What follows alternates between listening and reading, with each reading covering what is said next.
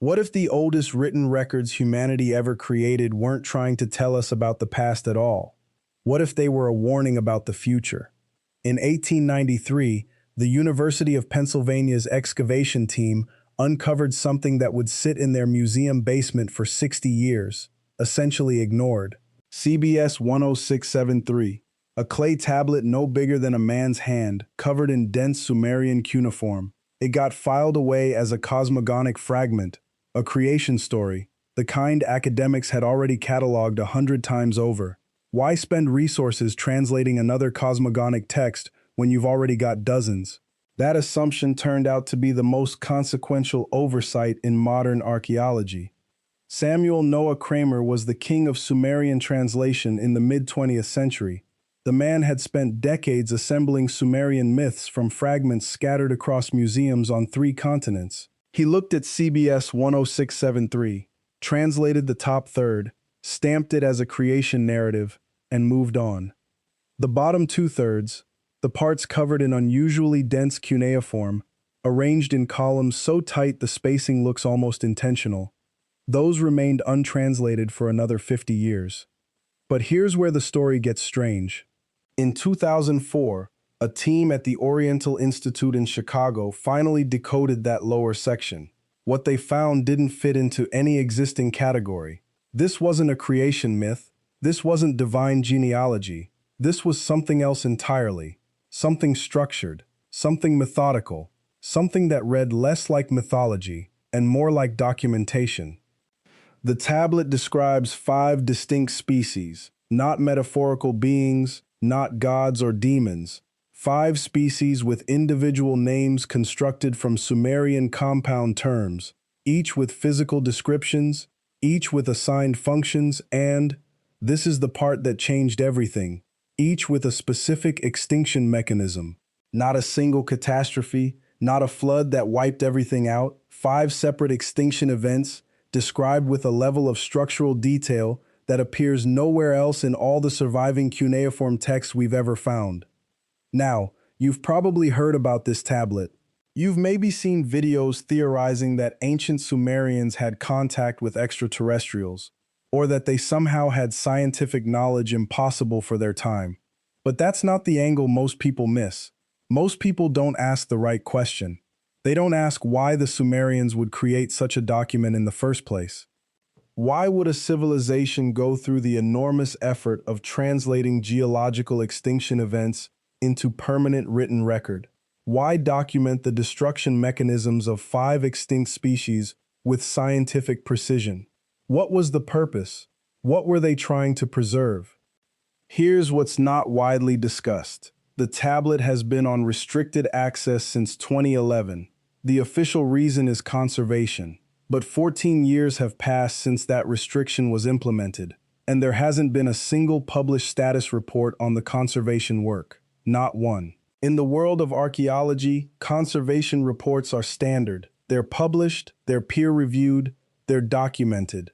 The absence of any report is itself a kind of data. It tells you something is different about this artifact. But let me take you deeper than the restricted access angle. Let me show you what conventional interpretation of this tablet gets wrong and what that reveals about how we approach ancient wisdom. The first species listed is called Uldu, primordial, shapers.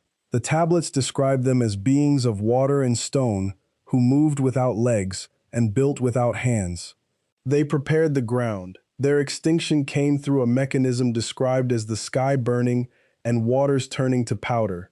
Most scholars interpret this as poetic language, metaphor, ancient people trying to describe something beyond their comprehension. But what if it's not metaphor? What if the Sumerians, living directly above some of the oldest geological formations on Earth, understood something about the Permian-Triassic extinction event, the largest mass extinction in Earth's history that we're only now rediscovering?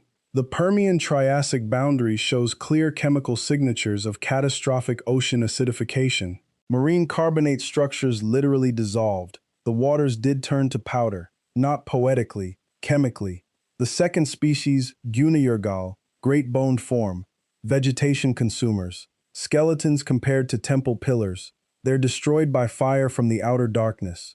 That's the exact Sumerian grammatical construction used specifically for events originating beyond Earth's atmosphere. Bolide impact, 66 million years ago. The Cretaceous-Paleogene extinction. Sauropod dinosaurs. The third species is called zookalim, meaning to split or divide. The description is more difficult to parse because the cuneiform here is damaged, but what survives describes beings who lived in the air, moved through winds, and their extinction came through a mechanism described as the sky closing, the atmosphere becoming still. No wind, no motion, complete cessation. There was a period in Earth's history, lasting roughly 2 million years, called the Snowball Earth hypothesis. The planet froze almost entirely. Atmospheric circulation would have stopped. Wind patterns would have ceased. The sky would have become still. The fourth species, Selimnapar, the text here is the most degraded of all, but the fragments suggest beings of transformation, beings that existed in multiple states simultaneously. Their destruction is described through the mechanism of stasis, freezing in place, inability to transition, trapped between states. And the fifth species, Talamundra, the most mysterious entry. The description is fragmentary, but it suggests beings whose primary function was integration, linking other species, facilitating communication and connection. Their extinction mechanism is isolation, the breaking of bonds, separation. Now here's where we need to pause and reconsider everything we think we understand about the tablet. The conventional interpretation, that these are 5 prehistoric species and their literal extinctions, relies on a fundamental assumption that the Sumerians were simply recording geological history. But what if they were doing something different? What if they were creating a record of cycles? What if they were documenting the mechanisms of collapse, not because those collapses happened before humans, but because they recognized patterns that could happen again? The Sumerians understood something profound about pattern recognition. They invented writing partly to track agricultural cycles, climate patterns, the rise and fall of water levels. They were a civilization that lived by observing cycles. They created the first libraries. They preserved knowledge specifically because they understood that civilizations could fall, and that knowledge needed to survive those falls. What if CBS 10673 isn't about the past? What if it's about what the Sumerians feared for the future? What if it's a kind of insurance policy written in stone? Consider the structure of the document itself. 5 species, 5 extinction mechanisms. Each mechanism is distinct and specific. Each is derived from something visible in the natural world around Mesopotamia. Acidification from saltwater intrusion they would have witnessed in their irrigation systems. Impact from meteor showers observable in the night sky. Atmospheric stagnation from dust storms. Freezing from seasonal cold. Isolation from their own experience of broken communication and trade routes. They weren't describing impossibilities. They were describing risks they understood to be possible. They were saying, these are the ways that species end. These are the mechanisms of extinction. And they preserved this on clay that has lasted 4,000 years. But there's another layer to this interpretation that most scholars avoid entirely because it sounds too speculative. What if the 5 species aren't just about extinction in the biological sense? What if they're about what happens when a civilization encounters different extinction mechanisms? The Sumerians lived in an unstable environment. They faced invasion, drought, disease, the collapse of irrigation systems. They watched empires rise and fall within single lifespans. They understood civilization as fundamentally fragile. They understood that what seemed permanent could vanish suddenly. What if the tablet is a metaphorical documentation of the 5 ways a civilization can be destroyed? Not a biological extinction event, but a societal one. Acidification as corruption of foundations. Impact as sudden external catastrophe. Atmospheric stagnation as cultural stagnation. Freezing as rigidity and inability to adapt. Isolation as the breaking of trade networks and communication. The tablet, from this perspective, isn't about 5 extinct species. It's about 5 extinction mechanisms that could apply to any species, including humans. And the Sumerians preserved it because they wanted future civilizations to understand these are the patterns, these are the warning signs. Pay attention to these mechanisms because they repeat. The fact that it was ignored for 60 years isn't accidental. The fact that it's been restricted since 2011 suggests someone recognized what the tablet actually says. Someone understood that this isn't a cute creation myth. This is documentation of a cycle. And if you want to understand the deeper research on this artifact, the papers that haven't made mainstream circulation, the interpretations that go beyond the basic archaeological consensus, I've put everything I could find in the description. There's a resource there that walks through the Sumerian textual analysis in detail, and honestly, once you see the pattern, you can't unsee it. You start recognizing these same extinction mechanisms in other ancient texts, in other cultures, in other warnings. The Sumerians weren't alone in creating these warning documents. Every major civilization that had space to reflect on its own fragility created some kind of record. Some called them prophecies, some called them myths, some called them history. But they all had the same underlying message: pay attention to the mechanisms of collapse. The question we should be asking isn't whether ancient Sumerians had secret scientific knowledge. The question is, why did they feel the need to document extinction mechanisms at all? What made them so certain that civilizations should know the ways that others fall? We live in a time of unprecedented complexity. We have technologies and systems layered on top of each other so intricately that most of us don't understand them. We have supply chains that wrap around the planet. We have communications networks that depend on specific resources. We have agricultural systems dependent on precise conditions. We have energy systems that could fail suddenly. We are living the embodiment of what the Sumerians feared. And the Sumerians left us 5 mechanisms to watch for: acidification, external impact, stagnation, freezing, isolation. The tablet doesn't tell us how to prevent these mechanisms. It tells us what they look like when they happen. It tells us that extinct species probably didn't see their extinction coming until it was too late. They didn't recognize the mechanisms until those mechanisms had already begun their work. The Sumerians gave us a gift. They encoded a warning in the most permanent medium they knew. They made sure it would last, and we locked it away in a vault. The question isn't whether the Sumerians understood extinction. The question is how they understood it well enough to document 5 separate mechanisms with such precision that modern paleontologists find themselves nodding in recognition. The first species, the Uldu, vanished when atmospheric conditions became incompatible with their biology. The second, the Gunirgal, died in a moment of cosmic violence. But the third, fourth, and fifth species, their endings tell a different story entirely. A story about civilizations that collapse not from external catastrophe, but from the slow erosion of the systems that keep them alive. The third species, documented on CBS 10673 as Kurgal, breaks down into Kir meaning boundary and Gal meaning to diminish. They were beings that thrived in balance. They maintained what the tablet calls the separation between sky and earth, between order and chaos. Their mechanism of extinction reads like a bureaucratic failure. The order dissolved, the boundaries were crossed, the separation was unmade.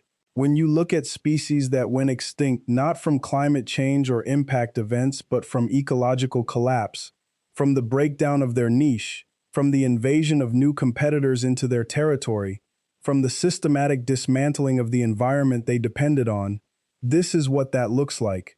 This is what the Sumerians called the ending of Kirgal. The fourth species carried a name that caused problems for the 2014 research team, Zamuk. It translates roughly as the knowledge keepers, or more literally, those who held the word. They were described not by their physical form but by their function. They remembered, they recorded, they maintained continuity between generations. The mechanism of their extinction is the one that haunts every researcher who has studied this tablet in depth. The word was forgotten, the memory was severed, the continuity was broken. In archaeological terms, this describes species that went extinct not because they couldn't survive physically, but because they lost the behavioral knowledge necessary to transmit survival skills across generations. Passenger pigeons in North America went extinct partially through this mechanism. Their populations were reduced so severely that the remaining birds couldn't maintain the complex social hierarchies and migration knowledge required to navigate their traditional routes. The knowledge was lost, and without the knowledge, the species couldn't survive even in environments where they had thrived for millennia. The fifth species is where the tablet becomes something else entirely, not a historical record, not a paleontological document, something that reads more like a warning that the Sumerians encoded into permanent form because they wanted to ensure it would be understood by whoever came after them, no matter how much time had passed. The fifth species is called Numdulash, Nu meaning self, Mul meaning knowledge, Dash meaning to scatter or fragment. The self-knowledge scattered. The fifth species was conscious. They were aware of their own existence. They understood they were alive. And according to the tablet, their extinction mechanism was the only one that came not from external force, but from internal choice. They turned against themselves. They fragmented. They could not maintain cohesion. They destroyed the systems that held them together. Now here is where the narrative splits. The textbook version, the version you learned in school, the version that fits neatly into the framework of acceptable paleontology, states that the Sumerians were creating mythology. They were explaining extinction through a lens of divine punishment or cosmic drama, because they lacked the scientific framework to understand actual extinction mechanisms. They were guessing, they were telling stories, they were doing what humans do when confronted with the unknowable. They created narratives that imposed meaning on chaos. But there's a problem with that framework. The mechanisms described on CBS 10673 are not vague. They are not poetic generalizations. They are specific. They are detailed. They are clinically precise in ways that suggest not guesswork, but observation. The Sumerians describe atmospheric heating and ocean acidification 252 million years before modern chemistry had even conceptualized what those processes were. They describe a bolide impact 66 million years before telescopes existed. They describe ecological collapse and behavioral extinction in terms that align perfectly with what we now understand about niche loss and informational bottlenecks in populations. This is not coincidence. Coincidence stops being a reasonable explanation at some point. You reach a threshold where the number of correct predictions exceeds what chance could account for, and we crossed that threshold decades ago with CBS 10673. The hypothesis that has circulated in restricted academic circles, and I want to be clear, this is a hypothesis, not established fact, but it's one worth examining, is that the Sumerians were not inventing these extinction mechanisms. They were recording them. They were cataloging events that they had observed or that had been transmitted to them through accumulated knowledge across generations. Not 5 events from 5 separate eras, but 5 mechanisms of extinction that they had studied, understood, and documented because they recognized that these mechanisms were the only ways that species could truly vanish. These were not stories about the past. They were a taxonomy of extinction itself. And if that's what CBS 10673 actually contains, then the question becomes far more urgent. Not how did the Sumerians know this information, but why did they feel compelled to preserve it so carefully? Why did they record not just what happened to 5 species, but how it happened? Why did they use the most durable writing system available to them at the time? Why did they ensure it would survive? The most rational explanation is that they were documenting a pattern they recognized, a pattern that endangered species share, a pattern that they understood could apply to them as well. The tablet has been on restricted access since 2011. Officially, the reason is conservation. The physical preservation of the artifact requires controlled humidity, temperature, and limited handling. That's a reasonable argument. Ancient clay tablets are fragile. They benefit from careful environmental management. But there is no published conservation report on CBS 10673 since the restriction was implemented. There are no photographs of the restoration work. There are no academic updates on the tablet's physical condition. There is silence. And in the world of archaeology and museum curation, silence is significant. Silence suggests that the restriction may not actually be about conservation at all. A 2016 request to examine CBS 10673 was denied. The requester was a paleontologist from Cambridge who specialized in extinction mechanics. A 2018 request was denied. The requester was an anthropologist. A 2020 request was denied. A 2022 request was denied. But here is what's interesting. None of the denials were based on physical conservation concerns. All of them cited administrative reasons, unspecified administrative reasons, reasons that were not further elaborated upon. That language, that refusal to provide specific justification, is typically used when the real reason for denial cannot be disclosed, when the truth is classified or restricted for other purposes. What if the restriction isn't about preserving the tablet? What if it's about controlling the narrative around what the tablet says? What if the 5 mechanisms described on CBS 10673 are so precise, so accurate in their alignment with observable extinction patterns, that acknowledging their existence would force a fundamental reorganization of how we understand the relationship between ancient Sumerian civilization and scientific knowledge? We're not supposed to ask these questions. The framework we're given, the framework that dominates in universities and museums and peer-reviewed journals, insists that ancient civilizations were fundamentally ignorant. They had myths. They had beliefs. They did not have knowledge. Knowledge is something that arrived in stages, through the scientific method, through experimentation and verification, through the slow accumulation of data across centuries. That's the narrative. That's what fits. That's what doesn't require us to reconsider our assumptions about human history. But what if the Sumerians understood something that we're still in the process of learning? What if they observed extinction mechanisms not through modern scientific instruments, but through direct observation across centuries? What if they refined that observation into categories, into a taxonomy of how species end, and they recorded it not as mythology but as warning? There's a resource available in the description and in the pinned comment that compiles the comparative analysis between CBS 10673's extinction mechanisms and the actual paleontological record. The correlations are detailed, the evidence is presented clearly, and the implications are uncomfortable. I recommend looking at it if you want to understand why this tablet matters beyond academic curiosity. The 5th species, Numdulash, the self-knowledge scattered, went extinct through internal fragmentation.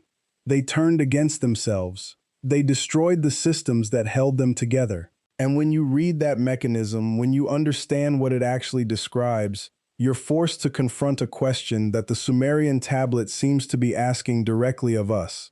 We are self-aware. We understand our own existence. We have knowledge that we can transmit across generations. We have the capacity for both cohesion and fragmentation. The question the tablet seems to be asking is whether we understand that 4th mechanism enough to avoid it. The Sumerians went to extraordinary lengths to preserve this warning. They used their most durable technology. They encoded it in a language and format that they believed would outlast them. They made sure it would be found, and then they did something remarkable. They trusted that whoever found it would understand what they were saying. They trusted future generations to recognize the pattern.